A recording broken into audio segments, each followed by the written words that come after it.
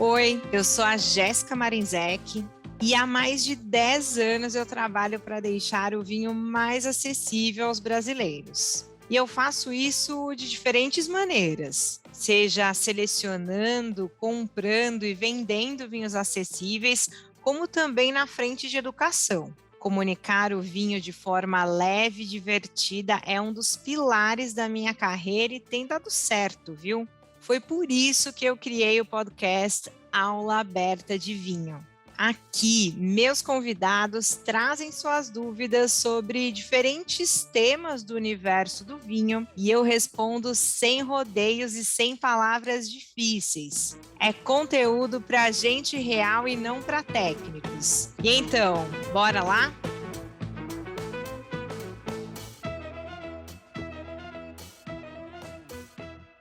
Bom dia, boa tarde, boa noite. Aqui é a Jéssica Marinzec. Sejam muito bem-vindos, muito bem-vindas ao podcast totalmente independente, Aula Aberta de Vinho, conteúdo de vinho para pessoas reais.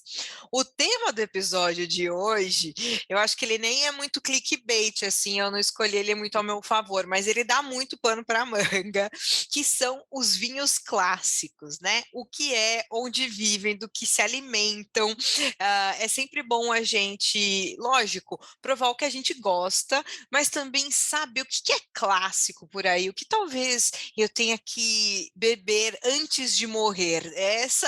Acho que esse vai ser o nosso guia nessa noite. E eu tô aqui mais uma vez com convidados queridíssimos, cada um de um canto do Brasil. A gente já fez uma enquete para saber onde está mais frio, onde está mais calor, e eles estão literalmente nos opostos. Daniel passando frio no sul e a Cris passando calor no norte do país. Eu vou começar em ordem alfabética para eles se apresentarem. Então, Cris, com você. Olá, boa noite, muito obrigada pela oportunidade, né? Eu sou a Cris, meu nome é Cristiane, na verdade, todo mundo abrevia mesmo porque é grande. Eu moro em Belém do Pará, tenho uma empresa em vinhos e represento e distribuo uma vinícola brasileira, que é a Lídio Carraro, e a família Kogan Wines. E um espumante de caju lá de Fortaleza. Olha, eu que não eu conheci conheço até, espumante de caju de eu conheci Fortaleza. através do Zé, tá, meu bem? Olha só, isso ele não me conta. Ele postou há um tempo, né, mais de ano, e na hora que eu vi, eu fiquei enlouquecida, entrei em contato com um cara de lá, que é o Vicente, e é um orgulho imenso poder ter esse vinho no portfólio.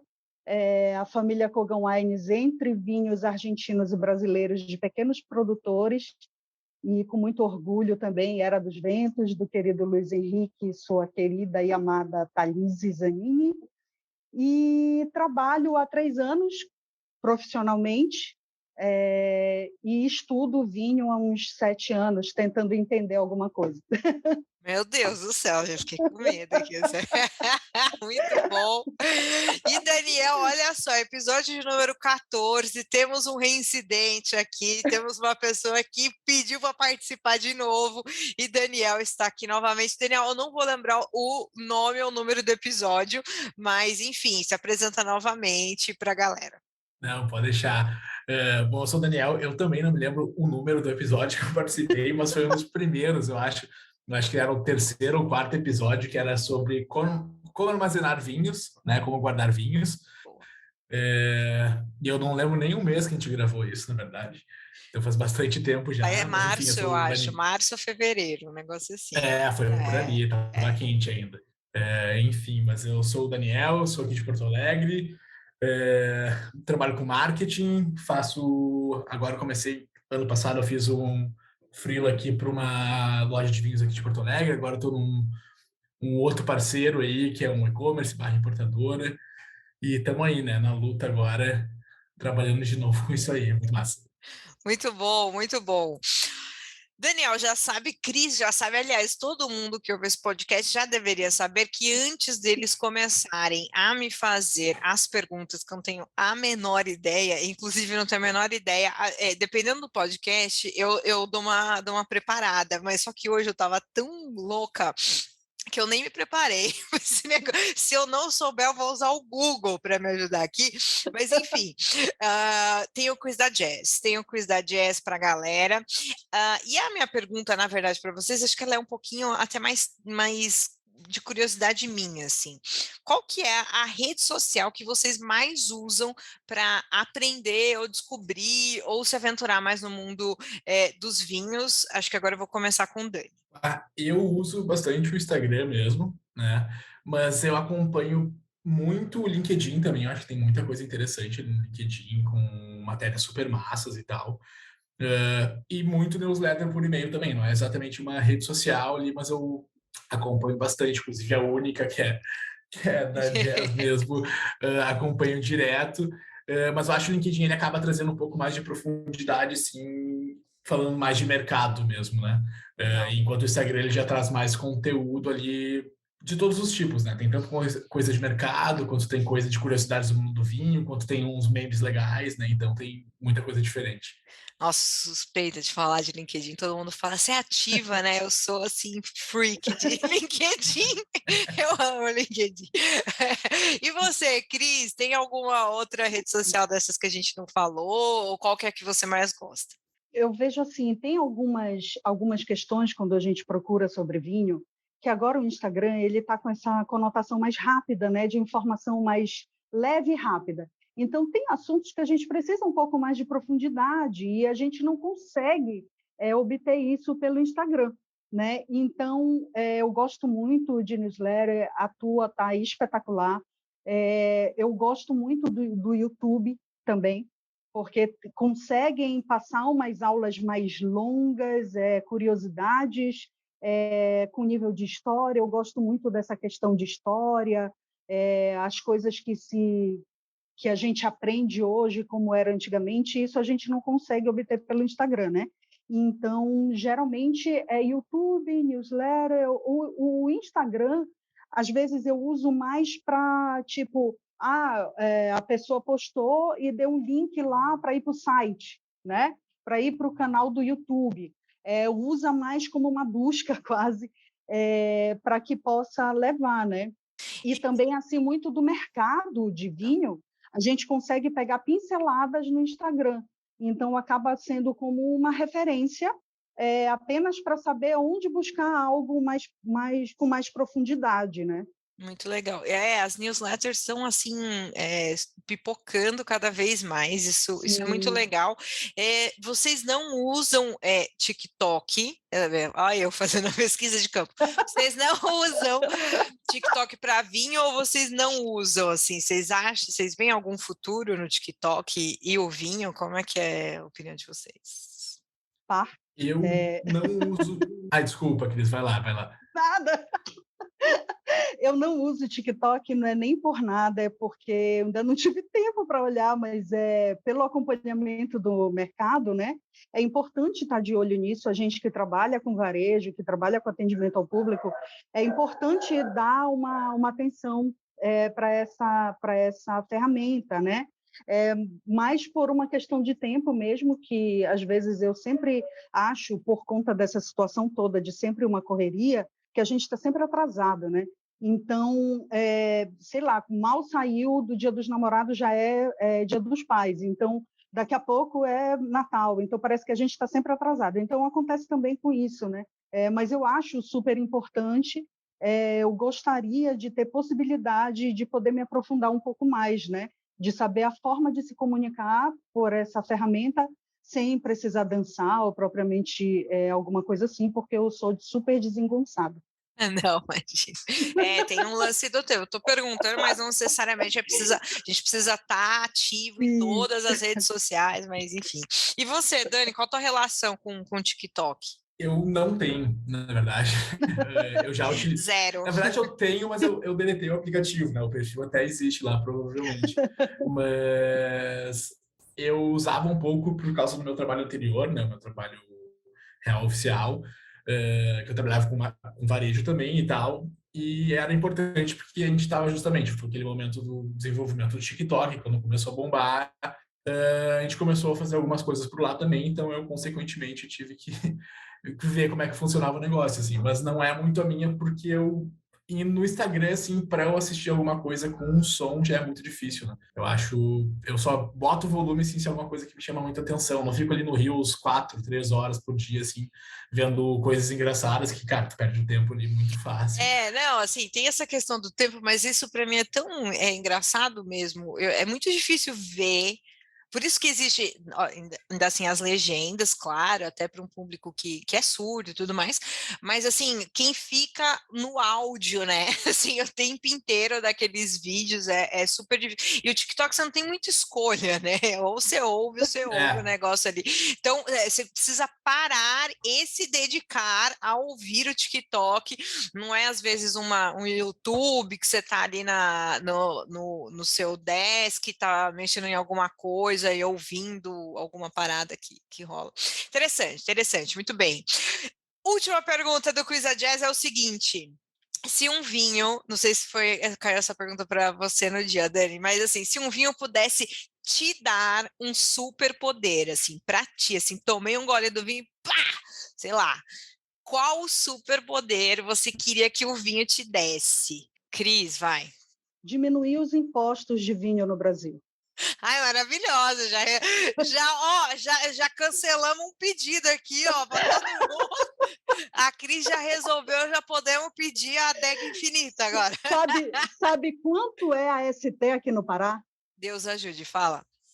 49,6%. Que isso, rapaz. Para quem trabalha com vinho brasileiro, é só mais um empecilho. Que loucura, que loucura. Então, é triste. Não. Eu amei esse superpoder, quero amanhã, vamos falar bem alto. E você...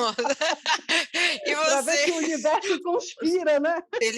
Se ele ouve tanto das merdas que eu falo acontece, essa daqui tem que acontecer. E você, Dani, que superpoder você queria que o vinho te desse? Isso é difícil, não caiu, não foi a minha pergunta, eu nem lembro qual era também, mas eu acho que era com quem eu tomaria um vinho, era alguma coisa assim. Mas um superpoder, cara, eu acho que poderia muito teletransporte, eu acho. Poder estralar os dedos, estar numa praiazinha, curtir, daí voltar pro frio, para poder dormir debaixo das cobertas, daí aí ficar nessa indo para qualquer lugar do mundo, bem tranquilo. Cara, para mim esse seria o meu também, teletransporte total. Caraca, que incrível E assim, até para as mínimas coisas, tá? Tipo, sair do trabalho, do escritório e vir para casa. Nossa, não precisa pegar trânsito, que maravilha. Ir pra praia. Apertar no meio da testa, né? Aperta no meio da testa ir lá pro Campeche, pá, voltei, tô aqui, e eu nem preciso ir tão longe, mas nas mínimas coisas, para mim, o transporte é algo que me incomoda, assim, total seria o teletransporte para mim. Muito bem, gente.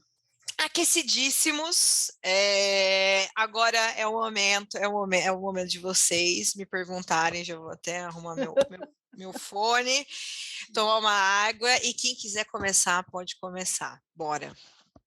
Eu acho que a primeira pergunta... Pode ir, Dani, que eu já te furei 2 vezes. Vai.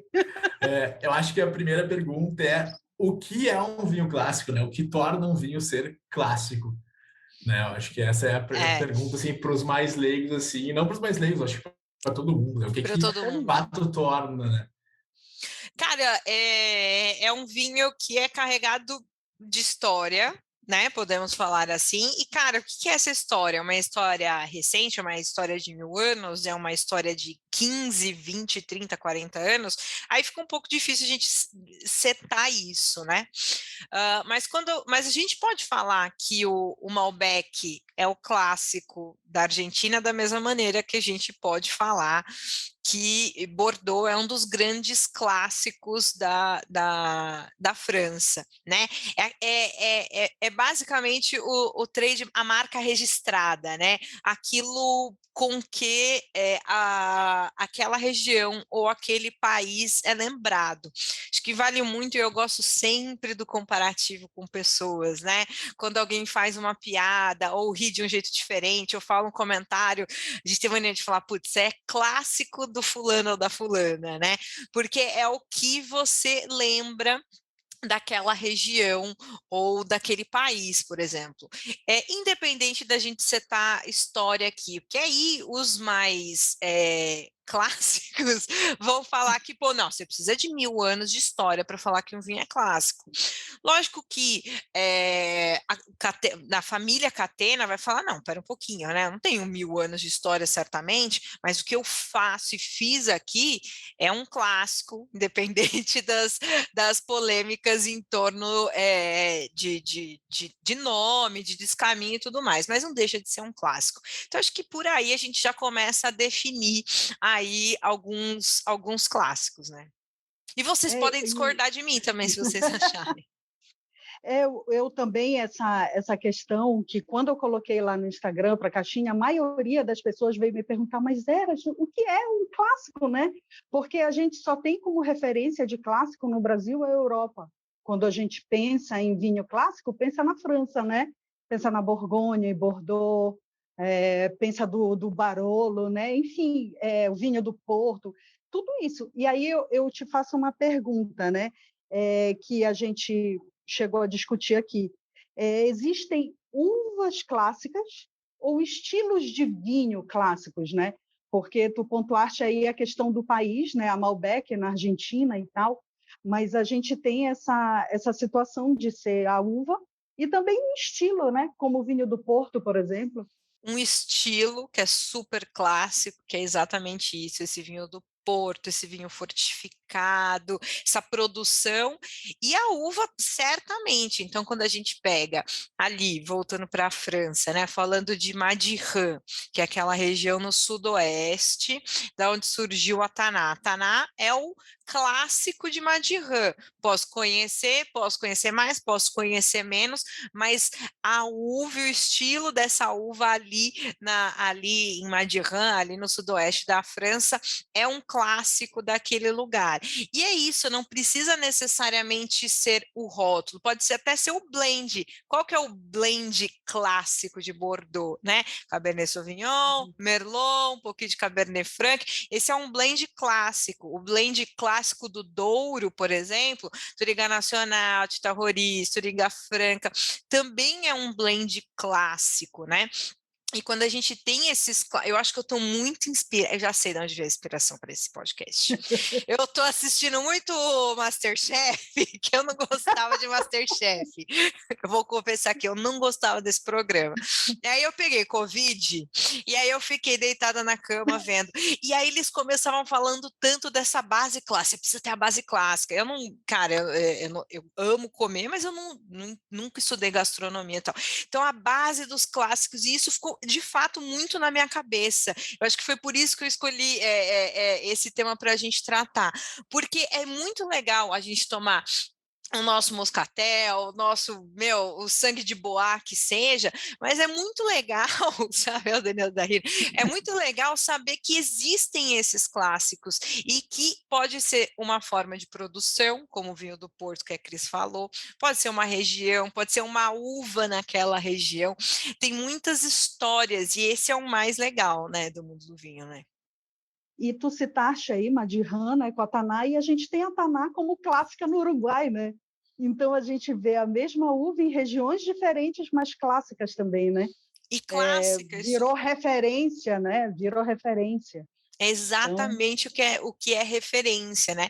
E é um outro estilo, não deixa de ser clássico naquela região, mas virou também referência. E é tudo, às vezes, a forma como a gente comunica ou a gente classifica, né?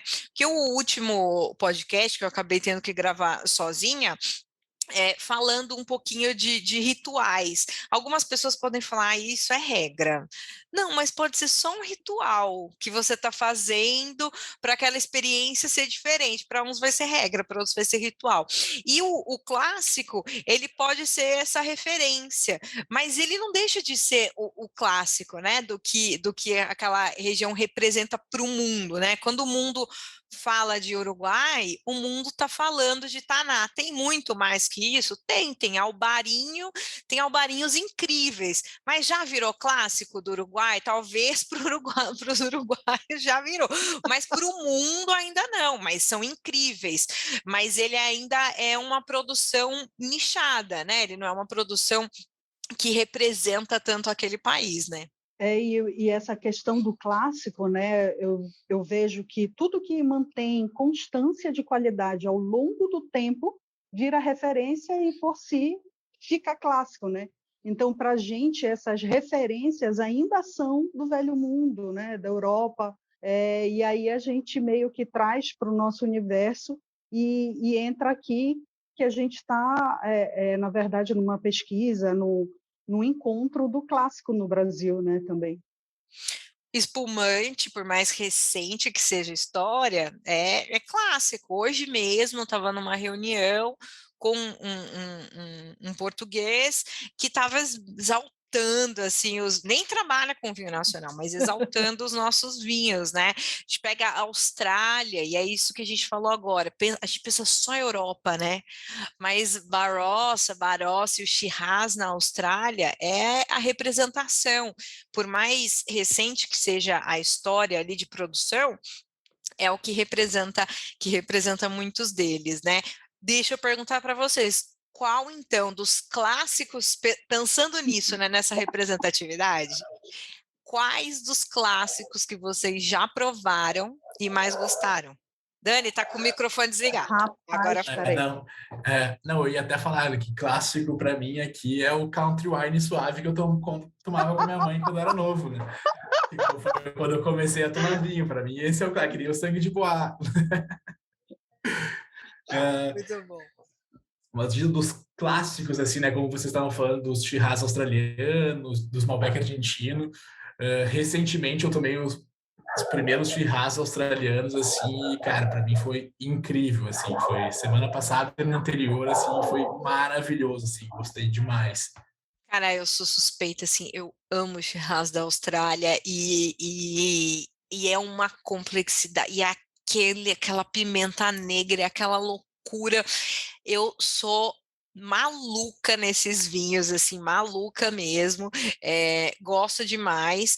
E tem uns outros quando a gente pensa, então, né, a gente pode falar mais do Velho Mundo daqui a pouco, que seria o mais óbvio, né, o caminho mais óbvio da gente tomar. Mas tem a Austrália, mas também tem muita coisa feita na Califórnia maravilhosa. Então, pega ali Cabernet Sauvignon de Napa, clássico. Pinot Noir de Sonoma, clássico. Clássico, assim, tipo, é porque chega muito pouco pra gente, mas clássico lindo. Chardonnay barricado ali também, Napa, clássico pra cacete, assim. Pena que mal chega, né? E quando chega carerésimo. Por exemplo, esse é um clássico que eu sinto falta de tomar. Ai, coitada dela. A gente pode tomar os vinhos de Napa, né? Ai, eu tô muito afrescalhada nesse. Mas o tema é clássico, foda-se, eu tenho que falar dos clássicos. Mas eu sinto falta de tomar, por exemplo, Califórnia, assim, que eu acho incrível e a gente tem muito, muito pouco aqui. Eu fui para São Paulo agora em Oi. junho para um casamento, e aí eu fui no wine bar lá e tomei Chardonnay barricado californiano e foi maravilhoso, assim, eu nunca tinha tomado. Mas é bem isso, né? Pô, a taça foi uma pequena fortuna, assim, mas como eu nunca tinha tomado, eu fazia, tô aqui, né? Não, tô aqui, vou tomar, é lógico, né? Porque é super, super caro. Que mais, Cris? Que mais de clássicos que você, ou de perguntas que a galera te trouxe? Me fala. Eu eu tenho, na verdade, assim, duas referências que me marcaram muito. Até a minha cachorrinha leva esse nome de Syrah, porque eu experimentei assim um Syrah do Rhône há muito tempo e ele me impactou muito e eu assim não sabia quase nada, estava começando a beber uns vinhos melhores, né? Saindo daquela vibe do garrafão, já entrei no 12 e aí me impactou isso, né? E o outro foi o Jerez, a primeira vez que eu tomei, eu fiquei impressionada, assim, com estilo, com tudo.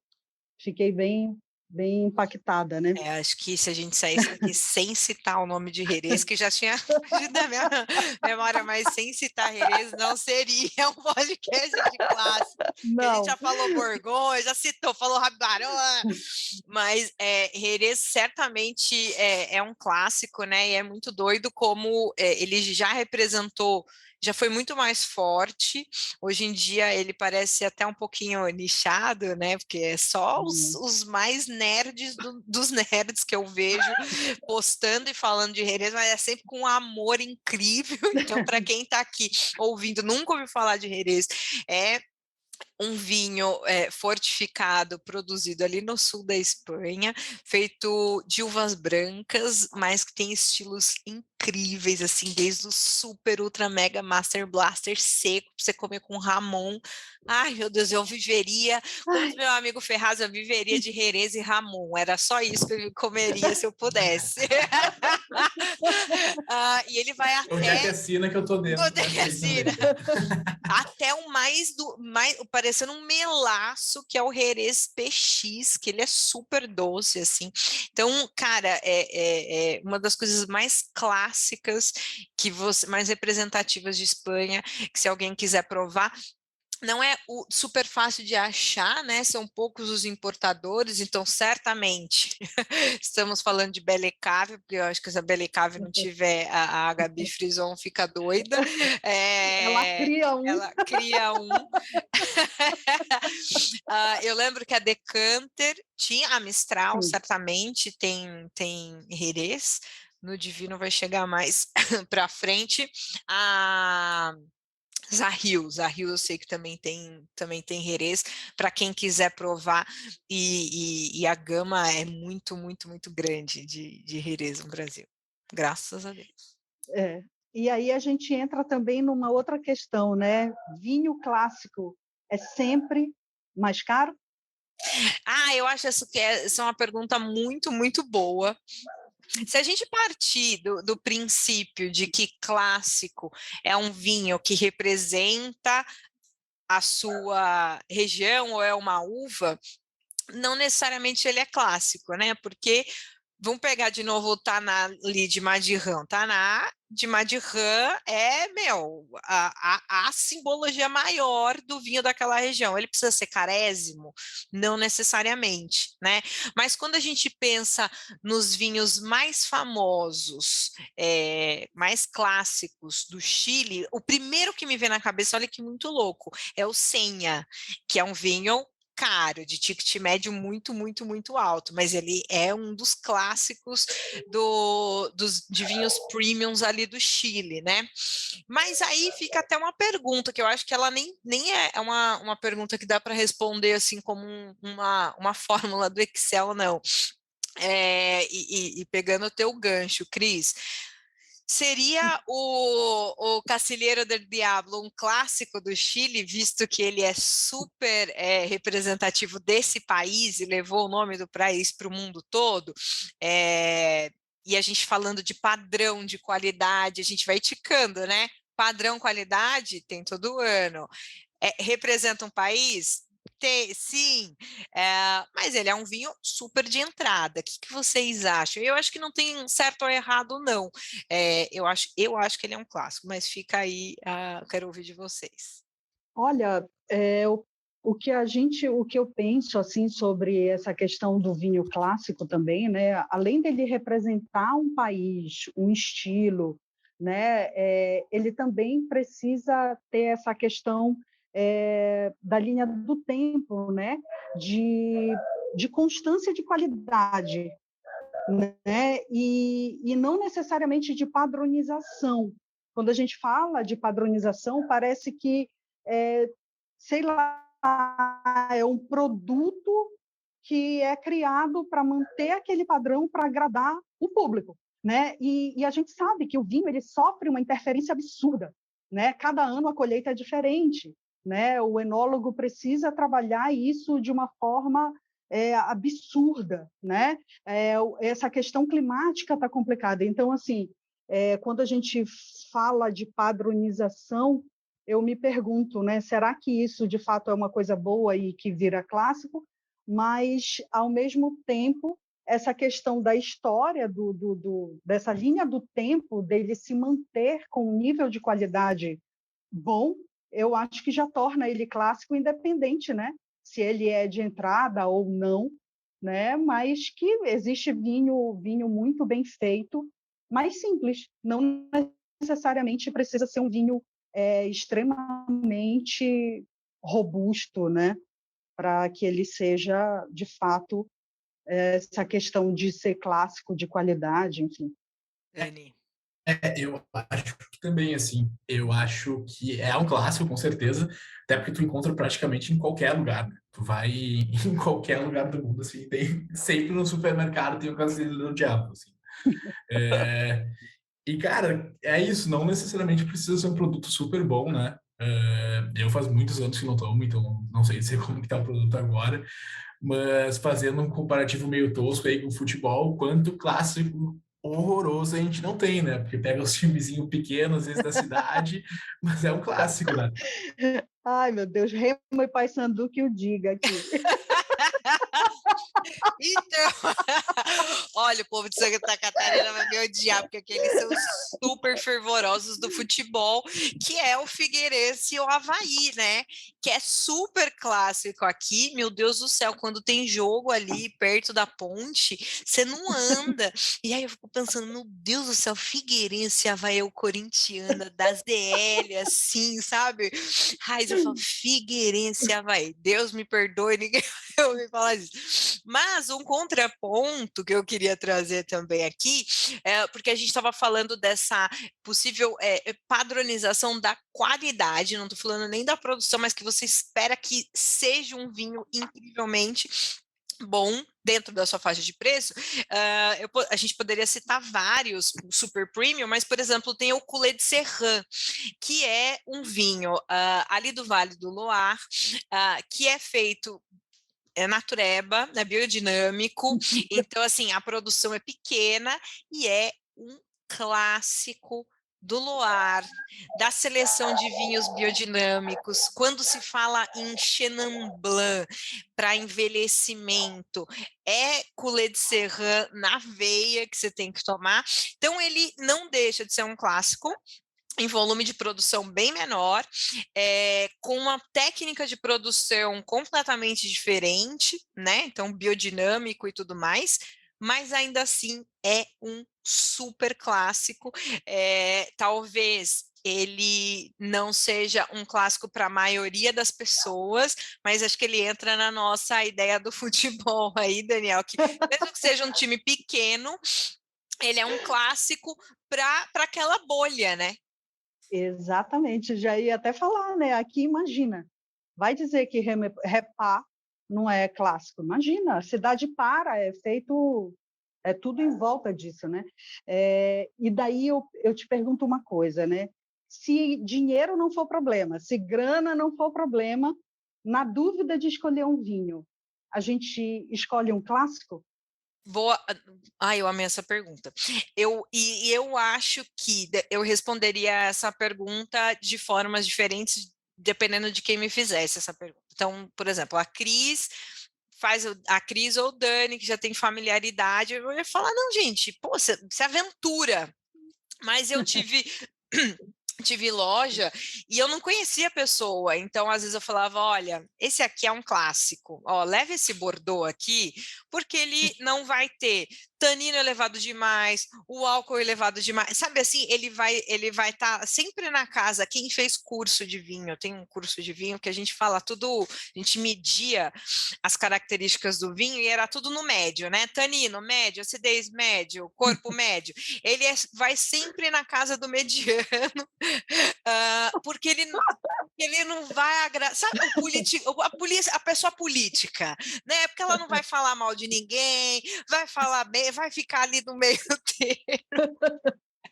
Então, às vezes, Bom, enfim, isso também é questionável, né? Porque o próprio, pensando no Coulé de Serran, assim, ele é um clássico, mas ele não ia sair fazendo politicagem, não. Ele é o que ele é e vai, e tem um estilo bem diferente. Mas, enfim, respondendo sua pergunta, porque eu dou muito volta para responder, dependendo da pessoa, eu falaria para ir no clássico. Vai no clássico, que não vai ter erro, assim. Eu já fiz isso algumas vezes, por realmente desconhecer, né, o estilo daquela pessoa.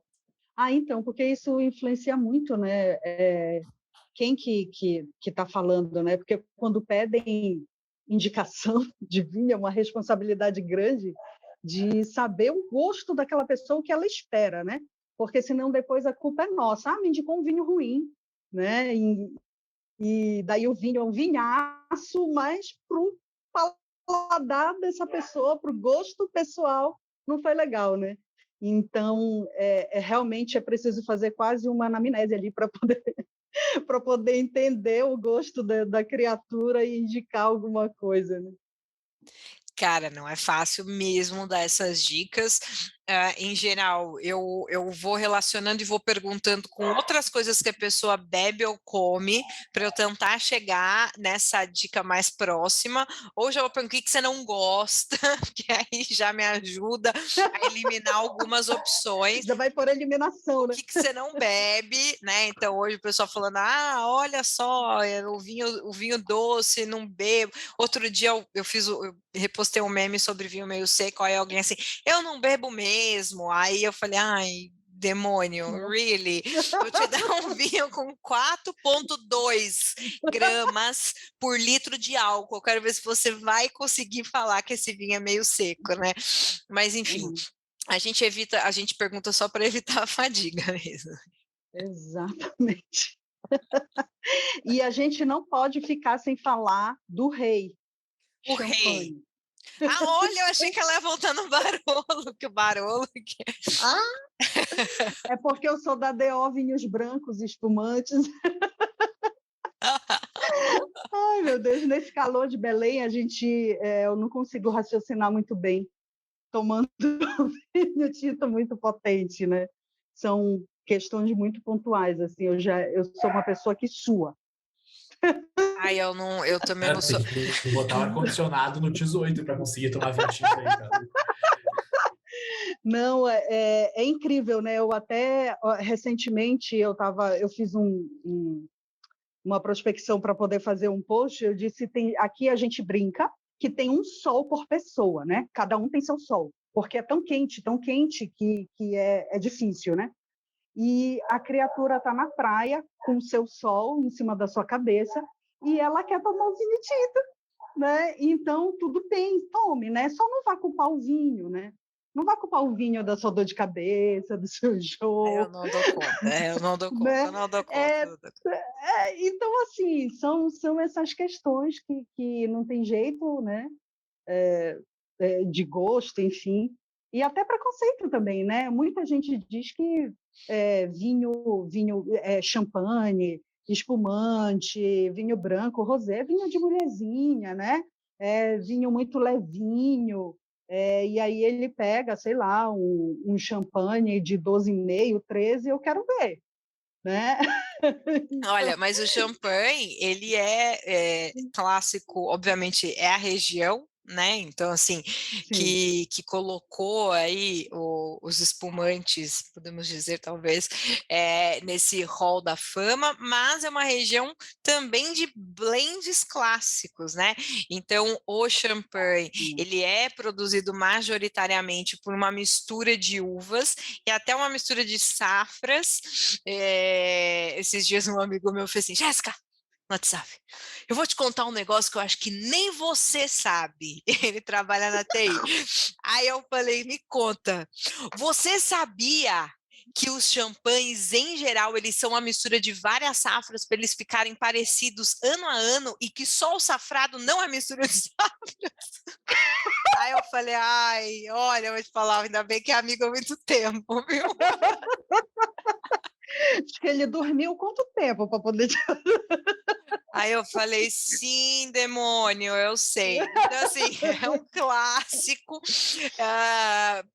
que, obviamente, se você não é profissional do mercado, você não é obrigado a saber, porque esse meu amigo, ele trabalha na TI, claro que ele não sabe, mas essa informação básica, se você é profissional do mercado, você não sabe que champanhe, é um dos blends mais clássicos que existem, né? Então, junto com Bordeaux, junto com Douro, junto com Chianti, putz, dá um pezinho para trás em termos de profissionais, né? O consumidor é outra história, mas é preciso saber, assim, não precisa decorar as 6 uvas, as 3 obscuras ali de champanhe, não, né? Que é Arbane, Petit Melier e tudo mais, mas é uma região muito conhecida pelos blends.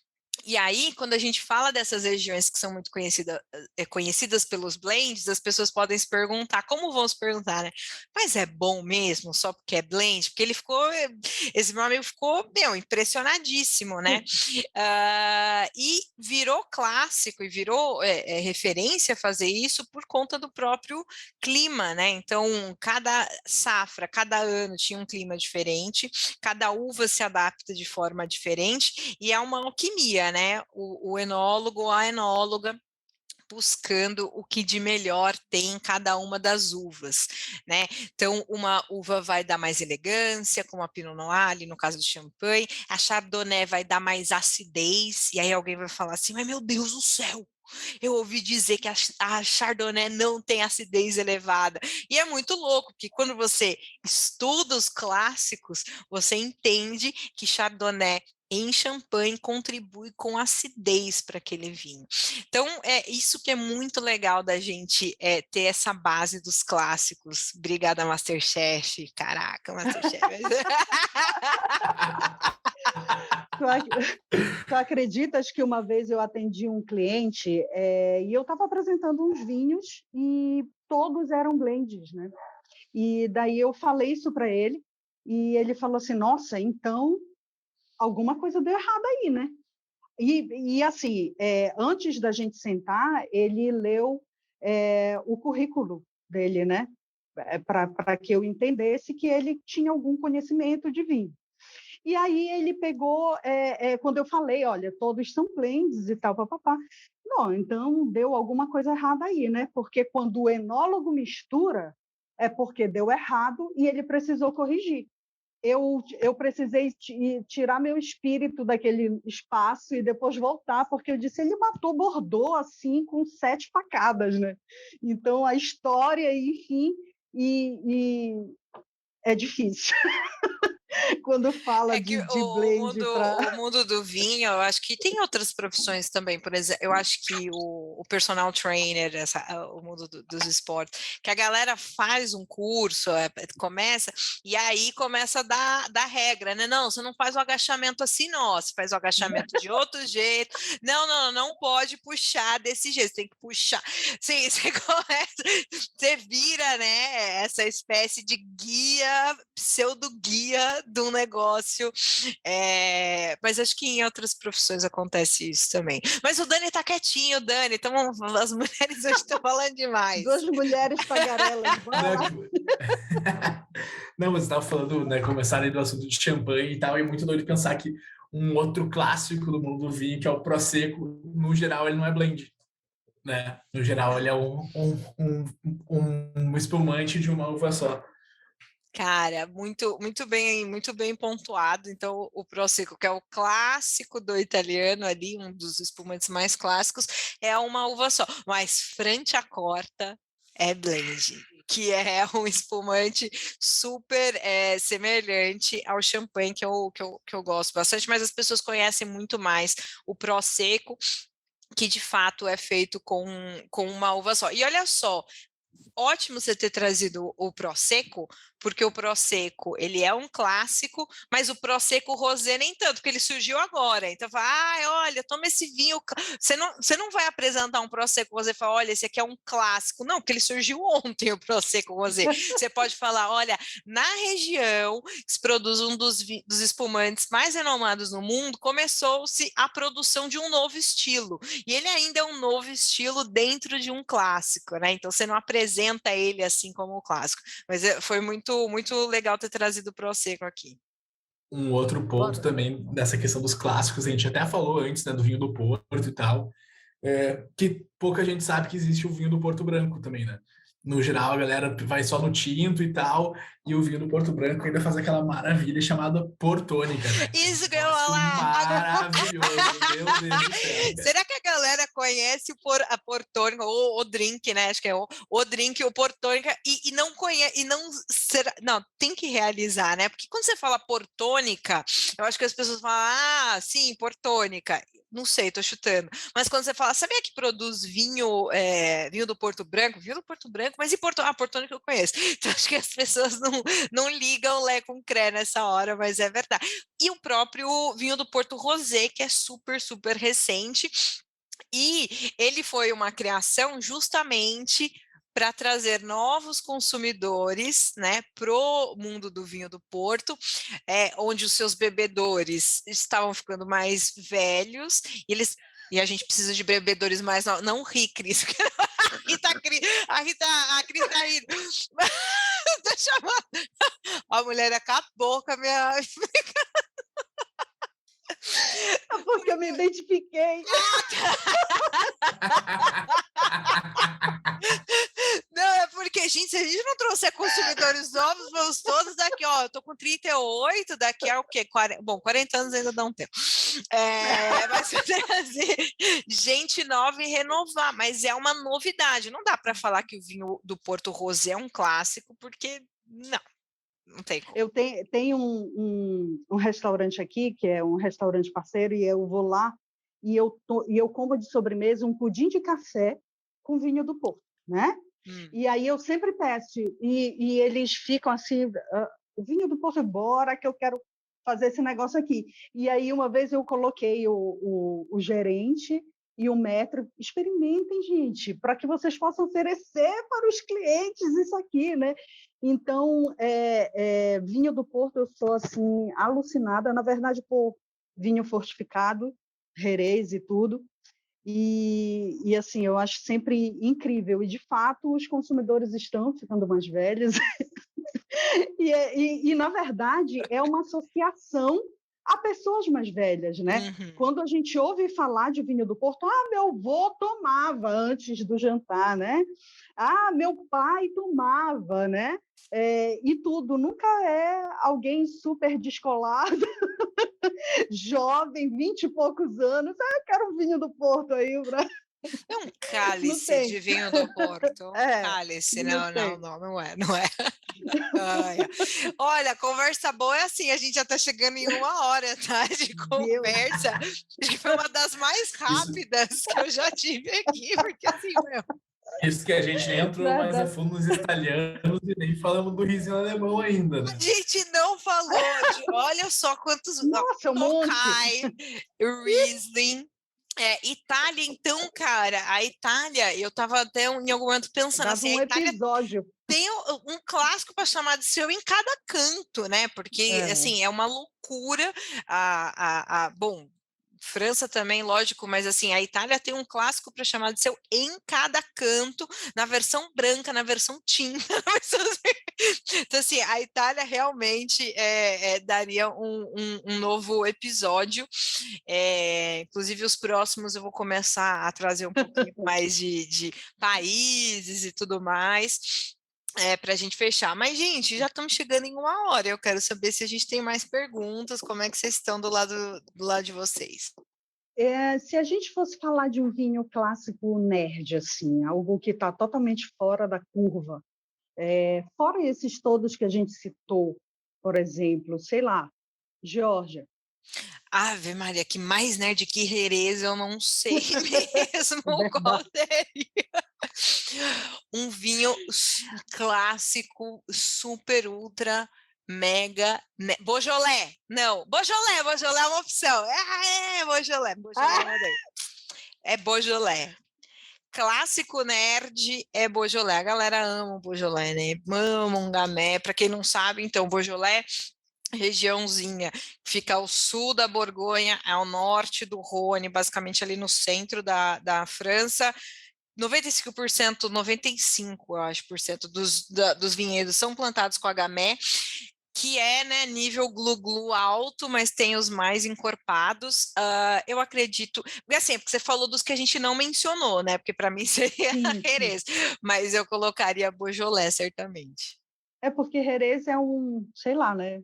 Uma parada meio sinistra, assim, porque tem muita coisa de estilo, de processo que dá para falar, né? Muita coisa, É muita muita, coisa. Olha, mas o que a muito. gente não mencionou, certamente tocar, nossa, Alemanha, a gente nem começou a falar. Tem umas coisas na Áustria também bem legais. Olha, a gente falou de América do Sul, bem legal. O Ice Wine do O Canadá. Ice Wine do Canadá é um clássico canadense. White Zinfandel também, não falamos. White Zinfandel. Aí, ó, a gente entra naquela. É Aí ele clássico, vai lá pro. mas. Ele é do estilo do Casimiro. Não, Cacilheiro. Não, gente, é que, olha, ai meu Deus, o White Zinfandel é uma atriz. Tudo menos o White. Ó, outro clássico que a gente não mencionou, Sauvignon Blanc da Nova Zelândia. Meu Deus do céu, Ai, clássico do último mesmo. Pinotage sul-africano também, né? Pinotage sul-africano é um super clássico. Sancerre. Sancerre, uma delícia também ali na França. E pelo menos para mim, eu acho uma parada muito doida que não está provavelmente por causa de Roma antiga e tudo mais, mas parece que os vinhos italianos são muito mais clássicos que os clássicos de outros países, né? Total, não, é total. Fiasco é um clássico, né? Então, bom, né, a garrafinha fiasco é um super clássico. Quem nunca? E aí a gente e sangue de boi é um clássico, cara. Se a gente está falando de vinho, a gente não separa vinho fino, vinho de mesa. Sangue de Bois é um clássico brazuca, não tem como, pelo menos na casa dos meus avós tinha sempre um garrafão de sangue de boi, mas claro, né, é outra história, outro estilo de produção, mas era o clássico da minha família naquela época, não tem o que fazer. Certo, gente, o que mais? A gente tem Eu tenho. Deixa eu ia te perguntar uma coisa. Acho que Dani, Vou pegando o pergunta. gancho aqui, então. Pega, Dani, vai lá. Que eu fiz meu tema de casa aqui também hoje.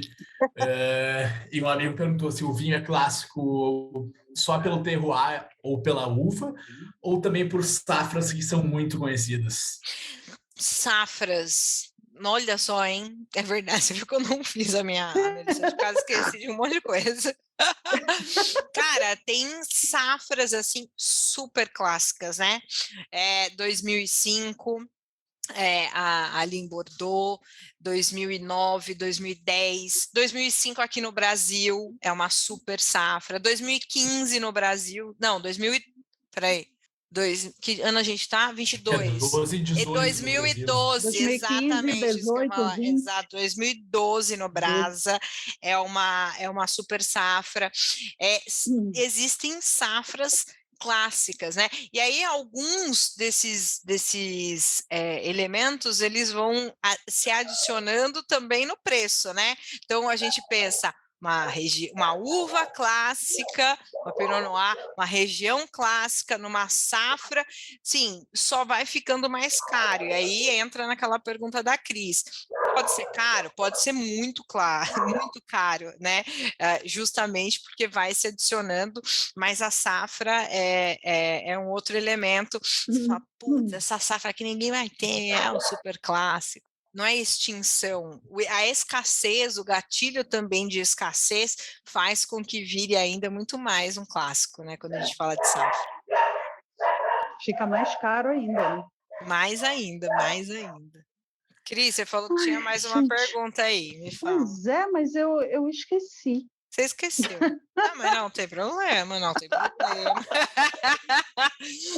É porque estava rolando aí um papo. Eu queria, na verdade, te perguntar se tu já participaste de alguma degustação só de clássico e se tu já ouviste falar, por exemplo, de um vinho clássico aí, que a gente já falou, por exemplo, e que houve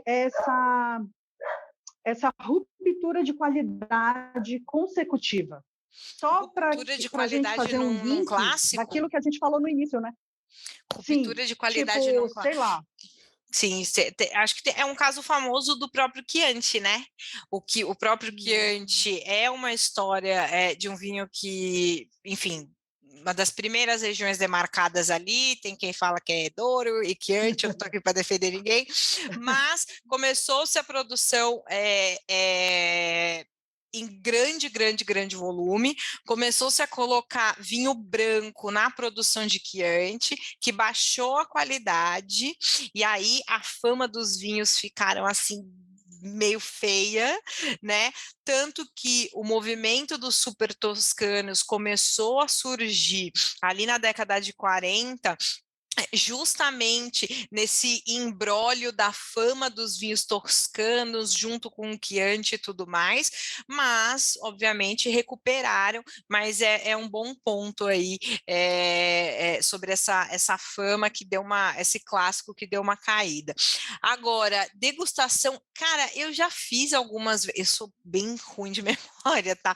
Eu já fiz algumas verticais, mas para mim e algumas coisas também como juíza de concursos e tudo mais, mas acho que os clássicos que ficam mais marcados são aqueles, tipo, de uma experiência, estava fazendo um jantar e aí trouxeram uma garrafa de um branco incrível, mais ou menos nesse sentido. Assim. Agora, de vertical, acho que não me marcou, não, porque eu não lembro de O que é interessante é que todo clássico um dia já esteve no anonimato, né? Então, a gente tem aí alguns que podem virar clássicos aí, né? Super, Agora, é um processo, né? Como tem aquela frase, produção de vinho, os 200 primeiros anos são os mais difíceis, né? Depois a gente então assim, tem muita coisa ainda para virar clássico por aí, porque não é fácil. E até aqui no Brasil, né, que antigamente a uva mais plantada era Cabernet Franc, e agora voltaram de novo com muita força, né? Então começou lá, os primeiros vinhos do Brasil, no geral, eram feitos Cabernet Franc, até a década de 80, 90 ali, desapareceu, veio um monte de Merlot, e agora estão voltando, né? Exatamente, essa mudança, eu estava falando hoje da Lorena, que é essa uva híbrida, nacional, que não é conhecida pelo grande público, mas putz grila, eu acho que tem potenciais de clássico. Lorena no Brasil certamente é um potencial para virar clássico. Não sei qual vocês têm. É porque, na verdade, também Oi.